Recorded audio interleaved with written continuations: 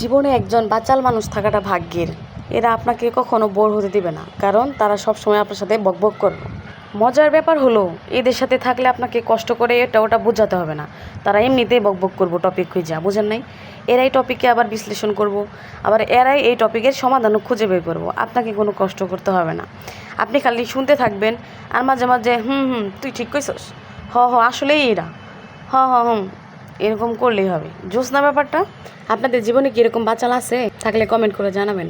তো যাই হোক, আজকে একদম বাঙালি খাবার রান্না করেছি, ডাল আর হলো আলু ভর্তা।